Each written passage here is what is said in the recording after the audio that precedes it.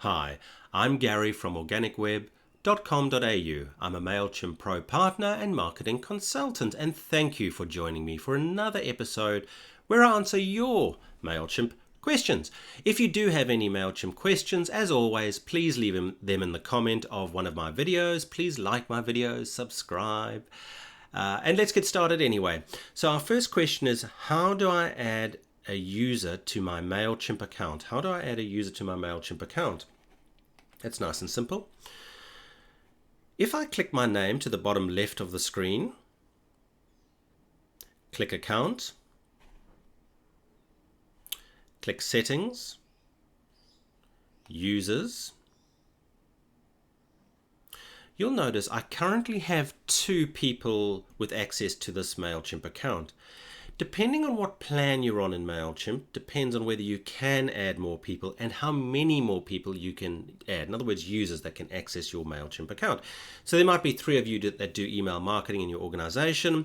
This is how you'd give each person their own login. If Invite a User is grayed out, you've either reached the maximum number of people or users you can have in your Mailchimp account, or your plan doesn't allow for more people. You can upgrade your plan. So to invite a person to access your account with their own login details is easy. We click Invite a User. We merely add the person that we want to access our Mailchimp account. We add their email address. We give them one of these 4 different permissions, and we can write them a note. Hi, please join my Mailchimp account, whatever the case might be, and click Send Invite. So when you click Send Invite, the person whose email address you entered in the email address field will receive an email saying they've been invited to join a Mailchimp account. If they have an existing login to Mailchimp, they can use that, or they can create a new login. There's no cost for that. So that's how easy it is to get another person that can access your Mailchimp account. Nice and easy. Let's go on to the second question for today. How do I add a logo to the unsubscribe form? How do I add a logo to the unsubscribe form? Right, so let me explain what's being referenced here. At the bottom of every single email sent from Mailchimp is an unsubscribe link. So you send me an email. I, as the recipient, when I click that unsubscribe link, I'm a few seconds later marked as unsubscribed in your audience, and you cannot send another email to me. Okay. Myself, as the recipient, as the person that clicked unsubscribe, I'm taken I'm taken to an online survey, a kind of survey, but that is grey and black. It doesn't look that great. So we're dealing with this once a person clicks the unsubscribe at the bottom of an email. Let me show where this is. Let me, where are you, mouse? There you go. Okay, let me click Audience. I'll click View Contacts. If I then click Sign Up Forms, and I can either click Select next to Form Builder or just click on the name Form Builder. If I then change under Forms and Response Emails, change that to be Unsubscribe Success Page, we can see roughly what people will see once they click Unsubscribe. You'll notice the audience name and the kind of grey background. Don't worry about this green and red. This is just a very rough approximation, but what most people, or what you would want to do, is change the coloring, maybe add your logo and so on. So if we click Design It, we can change the color of the background. So just to show you, I'll click on there and I'll just change it to a really, a very stark color, just so you can see, and then I'll change it back. There we go. So you can see the background color of that changes. But let me change that back to white, just for my own purposes. Okay. Now, if we click on Build It,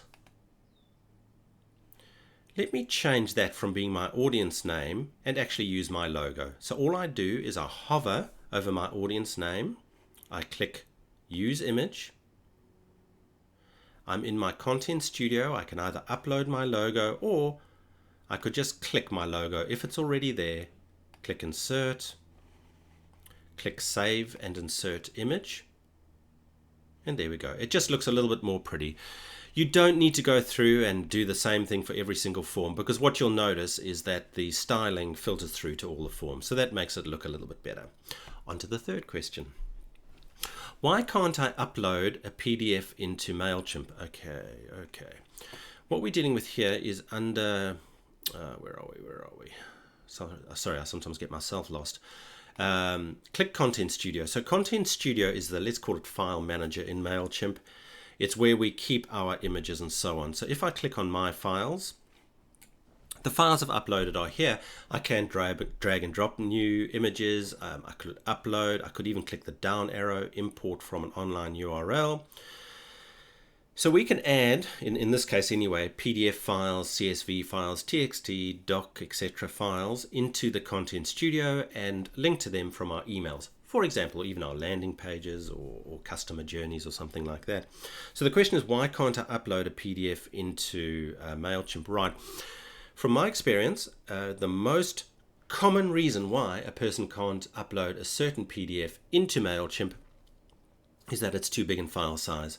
The maximum file size we can add into our Content Studio in Mailchimp is 10 megabytes. 10 megabytes is big for a PDF file.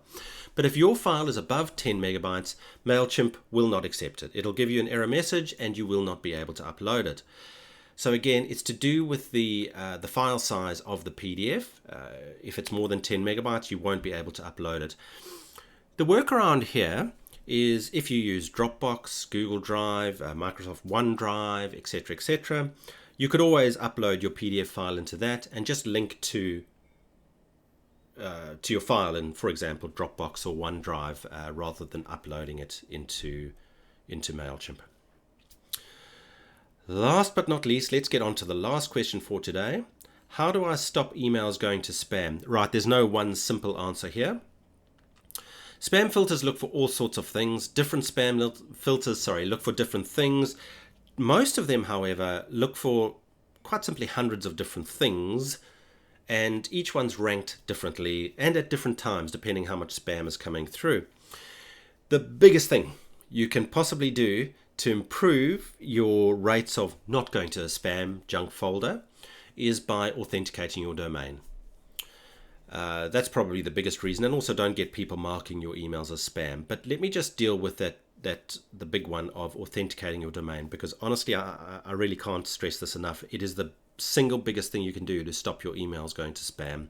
I've worked with some very big organizations and the results are quite stunning before and after you've authenticated the domain, how emails get through and how open rates improve, click rates, etc. So let's just talk about authenticating your domain.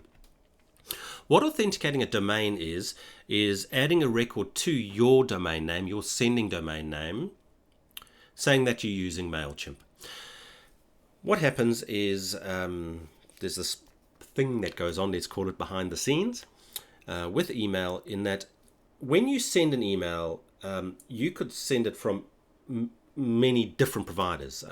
Big providers out there are Gmail or Google Workspace, I think it's called, Worksuite, I'm not too sure. Amazon's a huge sender. There are various different organizations. Mailchimp's a very big sender of emails and so on. So what happens is you send from your name from another server. So a spam filter looks and says, okay, so this was sent from gary@organicweb.com.au. It was actually sent from Mailchimp server. Did Gary actually say he's going to be sending emails from Mailchimp? And if the answer is yes, you've got a far better chance of getting through spam filters. So how we do that is click your name to the bottom left of the screen, click account, click settings,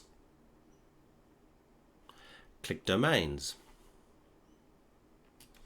And you can see I have various domains added here. You can click verify email to domain, to add a new domain name.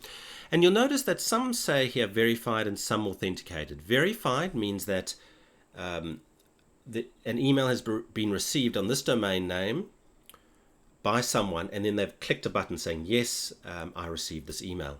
Authenticated is where a record is added to our domain name, the one you use. My domain name is organicweb.com.au. You might use a different one. Coca-Cola, use coca-cola.com, etc., etc. To enable authentication, we click Authenticate, and Mailchimp actually gives us instructions. Now, if you know what you're doing, it's very, very quick and simple to add these CNAME records. If you don't, the best people to ask is not Mailchimp themselves, because they don't, in most cases, they don't, your domain name's not with them. It'll be with GoDaddy, it'll be with HostGator, maybe WordPress, someone else. Contact them, the person that hosts your domain name, and ask them to do it for you, or how to do it. But the instructions are given here, and that's it. So once you add these records to your domain name, you will notice that your spam, the rates of spam decrease. Less of your emails will go straight to the spam or junk folder. Again, I'm Gary Eckstein from organicweb.com.au. Please like this video and subscribe to my channel. Thanks for joining me.